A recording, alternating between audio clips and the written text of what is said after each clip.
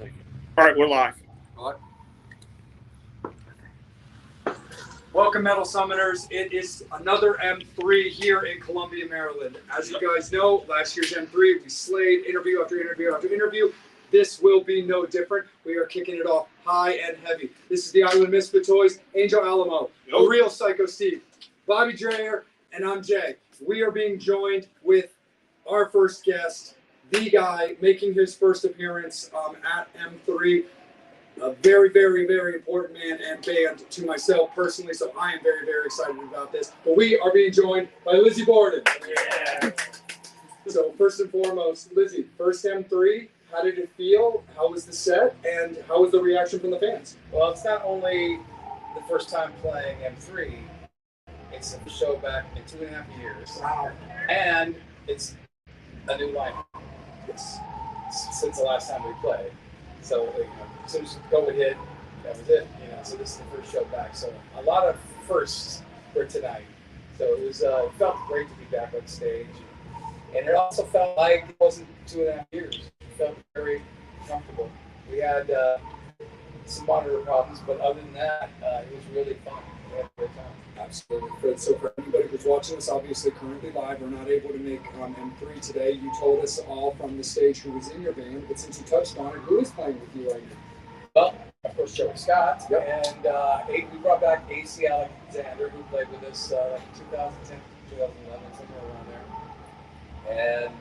And two newcomers, Colton Seaver and Brandon Paul. So, and we just met them like 2 days ago. Seriously? Wow. They just came Nice way over. to pull it out. We only had a couple of rehearsals. In total, about 2 hours. Wow. Yeah. But, my show's a show, so we don't just come out and play Of course. 5 songs, They have to be within the show and how it goes. So it's a lot for everyone to understand. Even me, and I wrote the script. Absolutely, for sure. And before I kick it around real quick, the other thing that we definitely have to touch on real quick is with the blackout of 2020, kind of a screeching halt to the touring of Midnight Things, your newest album. Yeah. So tell us as best as you can about how the reception has been to the new album. That's why this is like a continuation, because I'm working on another album right now. So this, what we saw was a condensed version of the Monday Night Things show. So, that was some of what we were doing during the whole tour. The tour was amazing across the U.S. and Canada. Probably one of, if not the best response to new material, and mixed it with the old stuff, but we also played a lot of it, and the response we got was amazing. This is, My Midnight Things is the first album to chart on Billboard since Master of Disguise in 1989. Congratulations! That's freaking awesome. So the response has been just, it's been the best reviewed album I've ever had. Ever. All my albums have been mixed reviews, even the ones that were massively successful. But this one wasn't. It was such a positive response. People got it. And I didn't think they were going to get it. I said, I'm going to make this record and I hope people like it, but, I'm going to make it. And it went a complete different direction. They all loved it, and it was like, wow, really? So, even the people that just really like heavy Lizzy love this album. That doesn't make sense, but okay, I'm glad I'm really happy. That's why it was so fun to play the material. And we couldn't, of course, play it here. Well receptive. Yeah, we played 2 songs off of it, and both those songs, the response we got on the whole tour was just ridiculous. Especially Long May They Haunt Us. Yes. That's kind of my new Me Against the World. That's why I put it at the end of the show, because we tried it out a little bit here and there. It was getting the best response of the night.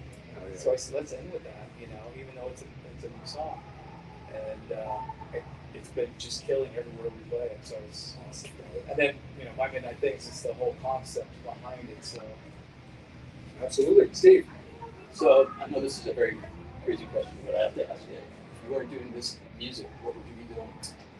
Well, I did a movie during the hiatus. I did my first horror movie. I had a character that was he didn't have a name, and Is it out? Like, can we see it? Yeah, it's called Die Influencers Die. Influencers die. Awesome. Where can we find it?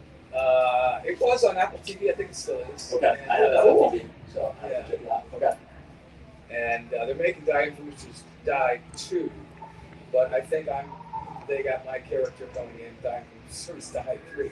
Okay. So I probably won't be in this one. So Are you on the soundtrack too?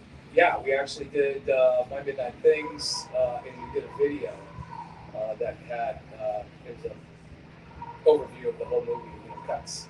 Yeah. So you can find out on that. Sweet. Nice. Killer, man. Absolutely. Adrian.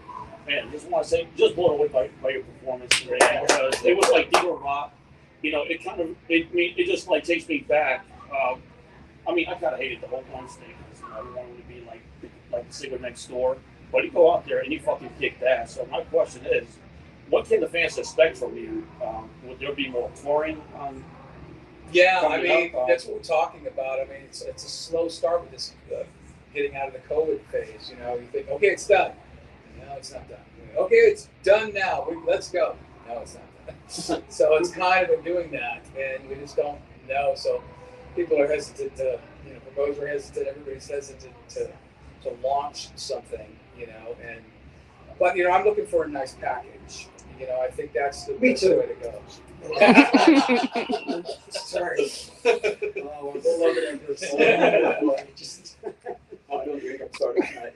Yeah, 2 other bands, all 3 of us. It was such a great tour with Demons and Wizards, and we had such a lot of the shows were sold out, all theaters, in these old kind of gothic theaters all around the country, including in Canada. And like I said, the response was ridiculous. It was so good, and so that's where I want to continue. That was, if not one of the best, it was the best tour we ever did. Because we played a lot of new material too on top of it, and got an amazing response. So on all of those elements just made it really fun. So that's what I'm looking for. I don't think we're going to try and launch something on our own. At least not until the COVID is completely over. But if we can find a nice, I hate to say it, package where there's 2 other really good bands, then we can kind of fight our way through this COVID thing. Definitely. Absolutely. Got it.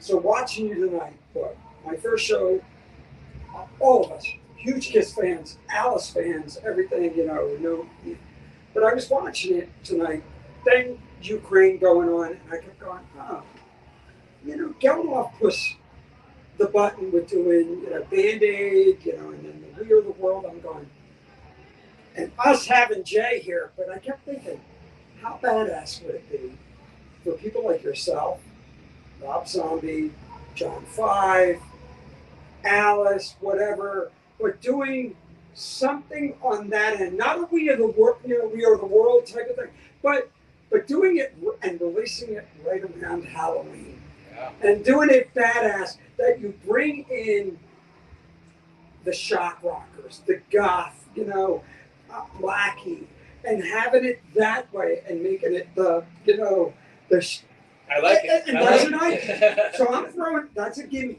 You get that for free. And it's an idea, so, you want to connect on this, we'll work on it. But I thought about it tonight, I'm going, nobody's ever did that. And everybody who likes the horror, I think people would go, oh, that's just bad. And releasing it right near Halloween, Yeah. Dude, you could. Yeah, I think, of course it would be amazing to do that.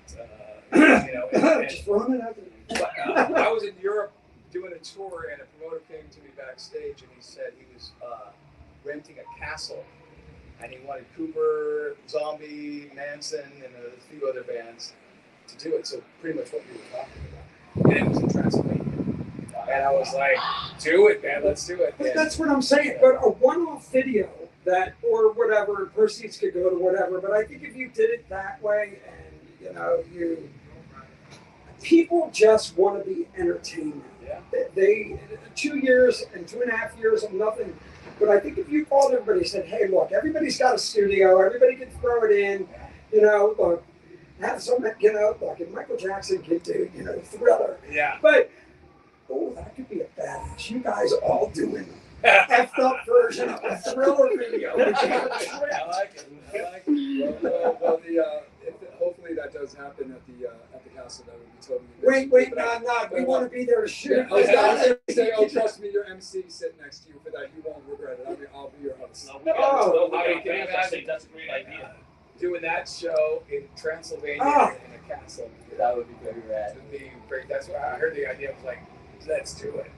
But I forget what happened. Okay, real quick though, before we get Master of Disguise. Look, that is my destroyer. It is welcome, go to hell. It's when you put that out, I'm like going, wow. And people who weren't into Lizzy got into Lizzy. Yeah. Where'd the concept come from? Well, I mean, you're right. My favorite producer was Bob Ezra, and he did the Cooper records, Kiss Destroyer and Pink Floyd's The Wall. So naturally, and I was doing conceptual records, but I really wanted to go in deep and darker. And I was writing all these orchestral parts, but we found the right producer, and he said, "We can't play this on keyboard. We need a full orchestra." So he got it, and then he found a conductor to write the charts and everything, and he took all my melodies and gave them to cellos, and violins, and French horns, and all this stuff, playing my all the melodies on Master of Disguise. So it was like it blew up bigger than I had anticipated, and I loved it. I kept letting it go bigger and bigger. And it's the longest we ever spent working on a record too, up until that point, which was 5 months from start to the final master. So yeah, the concept. All my albums are conceptual. Of course. I can write a script to each one of them, and I have, and they always have a main character, and they always have different characters. So I'm not always singing as the main character. I'm singing as other characters as well. So, but that was the one that was most in depth. But I didn't want to pigeonhole it because I didn't want what the elders suffered from, where it was such That's a great album, though. yeah, but it had such a storyline and was Right. tied to it. Right. And it's the same thing with Who's Next. Right. That was Lifehouse, and it was such a strict storyline, and they just said, no one's going to understand this. So they got rid of the concept, they picked the best songs, put out Who's Next. No concept. But all those songs were part of a huge concept. Right. So I didn't want it to suffer. I was like, I saw those things happen. I'm like, I worked too hard on this. So I wanted the songs to stand on their own. But at the same time, they all work together too. So that's why I say conceptual instead of concept.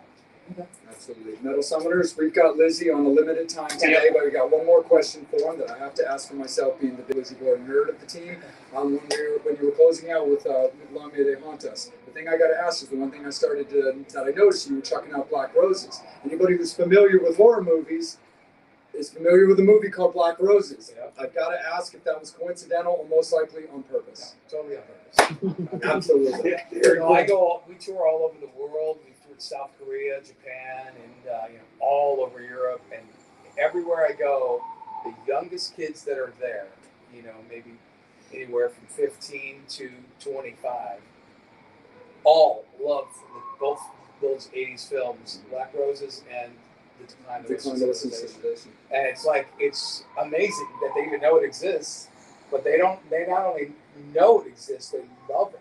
They love every part of it, both those films. And Black Roses was, at the time, it cost $500,000. It was a low budget film. Right. And, it was, some of the effects were hokey and everything. It's turned into this, film that people kind of love to watch. We grew up on that too. Metal Blade, Brian Slagle, us, Armored Saint, Metallica, Bitch. We'd all watch these just terrible low-budget horror films. Kiss Meets the Family Apart. It's one of the most horrible, but it's so great. But like Dr. Butcher and I Spit in Your Grave and all these movies, all of us, in the early 80s, on a Saturday night watching these films together. Right. So to be part of Black Roses, which was such a, and even the new film, Die Influencers Die, that's the same thing. that was intended to be a low budget film. They didn't even try to make it more than it was because they wanted it to fit in that realm because those are the fun movies. Absolutely. You know? Whole class for sure. 100%. Lizzy, thank you so much, Thank man. you. You fucking slayed tonight, bro. Absolutely. Travis. Metal Summoners, we will see you guys in a little bit for the next interview. Stay tuned. It's going to be another fantastic one. But thank you so much to Lizzy Borden for having us. On behalf of the Metal Summit, we appreciate you. Bobby, Angel, Steve, Jay, thank you so much. As always, you've been watching the Metal Summit. Nice. Hey, Jordan, real quick. You're the camera geek. And then this one. Wow, with the host.